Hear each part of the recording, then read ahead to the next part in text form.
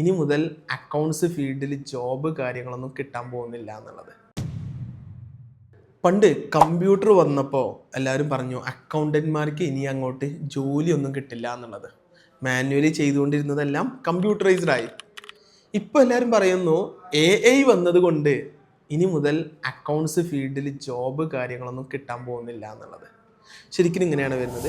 ശരിക്കും എൻ്റെ ഒരു പേഴ്സണൽ ഒപ്പീനിയനിൽ പറയുകയാണെന്നുണ്ടെങ്കിൽ AI വരുന്നതോട് കൂടി അക്കൗണ്ട്സിൻ്റെ കൂടുതൽ എംപ്ലോയ്മെൻറ്റ് ഓപ്പർച്യൂണിറ്റീസ് ആണ് വരാൻ പോകുന്നത്. അത് ഒരു ടിപ്പിക്കൽ ജോബല്ല.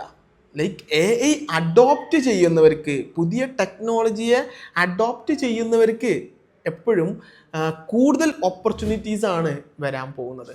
അപ്പോൾ നിങ്ങൾ കൊമേഴ്സ് ഫീൽഡിൽ നിന്നുള്ളവരാണ്, അക്കൗണ്ട്സ് ഫീൽഡിൽ നിന്നുള്ളവരാണെന്നുണ്ടെങ്കിൽ എപ്പോഴും ശ്രദ്ധിക്കേണ്ടത് AI ടൂൾസ് യൂസ് ചെയ്യാൻ അറിയുന്ന, പുതിയ പുതിയ ടെക്നോളജീസ് അപ്ഡേറ്റഡ് ആയിട്ടുള്ളവരെ മാത്രമേ ഇനി മുതൽ ഇൻഡസ്ട്രിക്ക് ആവശ്യമുള്ളൂ.